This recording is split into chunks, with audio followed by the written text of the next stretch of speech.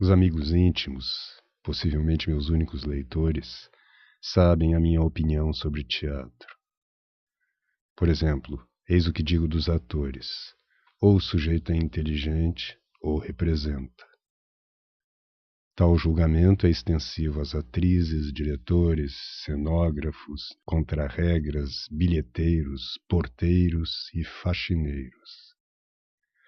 Para exercer com eficácia e proveito o seu métier, cada um dos citados precisa não pensar. E vamos e venhamos, como pode uma atriz ser uma dama das camélias, se além de morrer no quinto ato, ela pensa? Nas gerações românticas não havia atriz ou ator intelectual. O espectador que ao final do espetáculo ia cumprimentar o elenco encontraria mais facilmente uma girafa do que uma inteligência desgarrada. E por isso o teatro atraía as multidões.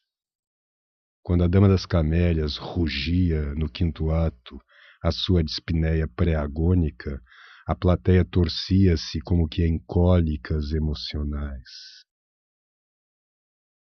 Dirão vocês que a Duzi pensava. Desculpem, mas a Eleonora, das belas manos, jamais pensou. Se pensasse, não teria amado D'Annunzio. Não sei se vocês conhecem o episódio.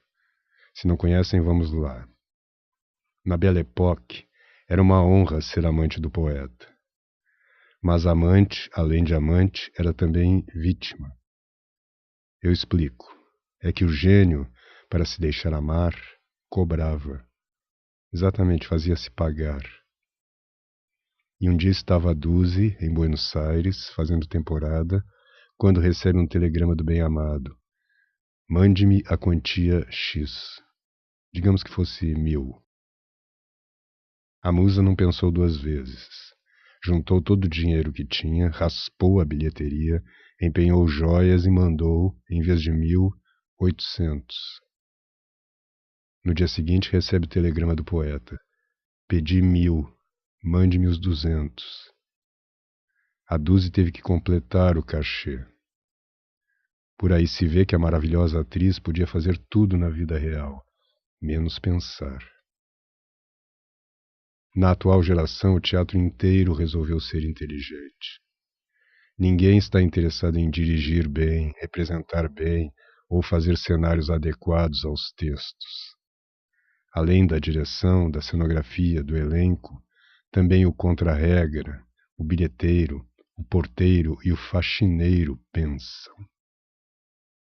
Claro que há exceções, como por exemplo uma certa atriz. É uma adorável senhora. Finge presença e atualidade, mas na verdade devia estar fazendo o velhíssimo teatro. Outro dia lá foi ela para a Quinta da Boa Vista. E então, olhando o Museu Nacional, pergunta: Dom Pedro II ainda mora ali? O acompanhante responde: mudou-se. Aí está. A divina intérprete não chegara ainda a Deodoro. Assim Deus a conserve eternamente. A meu ver, a musa acima, neta retardatária de Dimar Filho, Sardou, Cio e outros, devia ser um modelo intelectual das nossas atrizes. Tinha que fazer a opção, ou representava, ou era inteligente. Preferiu representar, e agiu, forçoso é reconhecê-lo, como uma verdadeira profissional. Mas o que escrevo sobre o teatro pode se aplicar, por exemplo, à música popular brasileira. De uns tempos a esta parte, venho notando em pânico que vários compositores populares querem pensar. É o caso de colocá-los no mesmo dilema: ou fazem música popular ou são inteligentes. Não há outra saída. E se além de compositor popular, o sujeito quer ser profundo, cria-se o impasse inapelável e fatal. Nós queremos ouvir um Pixinguinha e não um Heidegger, um Donga e não um Heidegger, e um Chico Buarque de Holanda e não um Heidegger. Esta meditação que estou fazendo com modéstia Deus me livre de ser inteligente. Essa meditação, dizia, tem a sua origem na maldade que a revista Veja acaba de fazer com o nosso Chico Buarque de Holanda. Imaginem que Veja pediu uma entrevista ao compositor. Eis o nosso Chico tendo que pensar. Fosse ao menos uma entrevista sobre o Fluminense versus América ou Maviles versus Manufatura. Nada. Encostaram Chico à parede e intimaram-no a ser profundo. Veja sabia, e daí a perversidade. Sabia que a profundeza do entrevistado é dessas que uma formiguinha atravessa a pé, com água pelas canelas. Cercado de perguntas por todos os lados, e perguntas das mais profundas, o Chico Buarque é um pobre menino acuado. O leitor tem vontade de interromper a leitura e apelar para a revista. Parem, não façam isso. Li e reli a matéria, e dá para constatar o seguinte: o Chico Buarque de Holanda não é Chico Buarque de Holanda. Ou por outra, nós é que o tínhamos inventado. E eis que, com um sopro, se desfaz toda a idealização que todo mundo criou. Em 3 páginas, Veja armou uma situação que é a um só tempo patusca e sinistra. Pela frente temos 2 Chicos. Um, o antigo, que faz música. Outro, o da entrevista, que tem ideias. Mas o que pensa deve ser um impostor.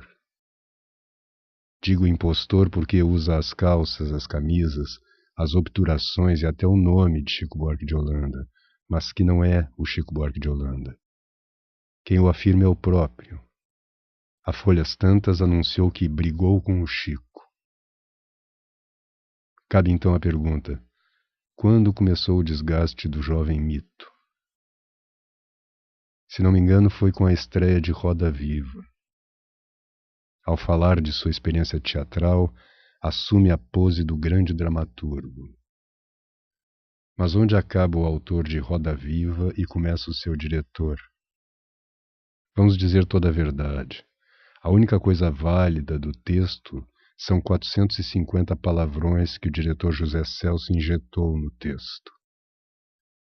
A princípio, o espectador pensava que ia ver o Chico Buarque de Holanda e só via aquela saraivada de palavrões. Foi um sucesso.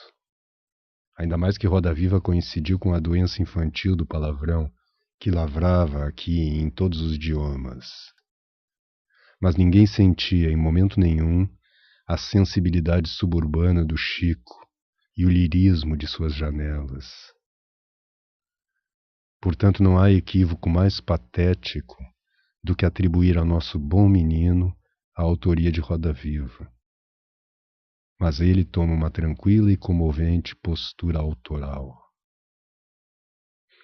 Outra coisa, há anos e anos que vivo a repetir no jornal, no teatro, na televisão, que a unanimidade é burra. Disse isso 1000 vezes. Vem agora o Chico de Veja e afirma o mesmo. E repugna a unanimidade que lhe deu uma bilheteria de Fla-Flu. Acontece, porém, que música popular tem de ser popular. Ou será ele algum Bach, ou Stravinsky, ou Debussy? Se não é nenhum dos citados, não pode existir sem a santa unanimidade. Na entrevista, baixa a vista e rubro de modéstia, apresenta-se como um contestado. Mas contestado por quem? Pela Tropicália, que teria feito, por motivos que ignoro, talvez competitivos, algumas objeções, sei lá. Mas um compositor popular só pode ser contestado pelo próprio povo. Quanto ao povo, ainda o quer, com a mesma e generosa unanimidade. Continuando, diz ele, o pior é que eu gostava quando o Nelson Rodrigues falava bem de mim. Realmente, por 2 ou 3 vezes, confessei a minha admiração pelo seu lirismo de 1918, sim, dos antigos jornais de modinha. Mas ele, Chico, não podia aceitar a simpatia de um sujeito que não pensava como ele. Agora digo eu que deu aí uma de totalitário. Acha o entrevistado que todo mundo deve pensar como todo mundo? Quer que sejamos parecidos uns com os outros, como soldadinhos de chumbo? Não lhe passa pela cabeça que possam existir duas opiniões? O que ele quer só acontece no socialismo, que é o mundo das passividades escravas. Na Rússia, por exemplo, todo mundo tem de pensar pela cabeça única do único partido. E se o intelectual insinua qualquer objeção, vai para o hospício mais à mão, onde o tratam como doido varrido.